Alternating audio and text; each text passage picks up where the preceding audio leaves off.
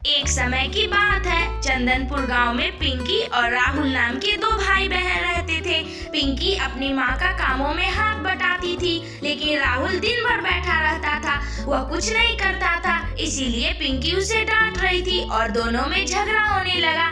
यही सुनकर उसकी माँ दौड़ी दौड़ी उसके पास आती है और वह वहाँ आकर बोलती है, राहुल तुम तो कुछ नहीं करते हो, दीदी तो दिन भर मेरा हाथ बटाती है कामों में और तुम दिन भर बैठे रहते हो। इसी पर राहुल को गुस्सा आ गया और वह गुस्से से पिंकी की ओर देखता है, लेकिन उसे कोई शर्मिंदगी नहीं होती और वह झल्लाकर वहाँ से बाहर चला जाता है। और वह सोचता है, मैं भी जंगल में जाके लकड़ियाँ काटूंगा और खूब सारा पैसा कमाऊंगा। और वह झल्ला के घर से बाहर जंगल की ओर जाने लगता है। तभी पिंकी भी उसके पीछे पीछे दौड़ती दौड़ती जाती है और दोनों जाकर जंगल में पहुंच जाते हैं। पिंकी तो पीछे रह जाती है, पर राहुल आकर लकड़ियां काटने लगता है और मन ही मन सोचता है, अब मैं भी पैसे कमाऊंगा। तभी उसका पैर फिसल जाता है और वह वहाँ पास में बह रही नदी में बह जाता है और उसे कोई नहीं देखता और वह दूसरे साइड पहुंच जाता है।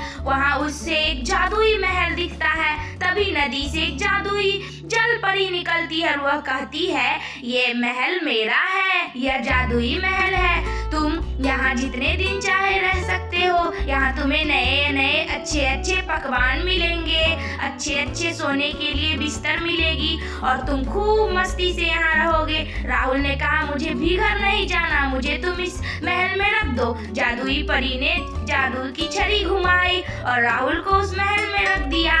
राहुल महल में जाके खूब इधर उधर घूमा, उसे खूब अच्छा लग रहा था। वह खुशी से झूम उठा और खूब मस्ती से रहने लगा। वह जादुई बिछावन पे सो जाता था, अच्छे अच्छे पकवान खाता था, जूस पीता था। पर कुछ दिन तो उसे बहुत मजा आया, लेकिन फिर उसे अपने घर की याद आने लगी। वह जोर जोर से रोने लगा।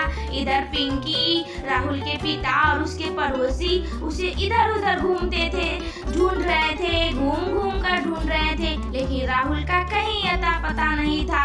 इधर राहुल जलपरी से कहता है, जलपरी मुझे अपनी माँ की याद आ रही है, तुम मुझे मेरे घर तक छोड़ दो, मुझे अपने घर जाना है, मुझे यहाँ नहीं रहना।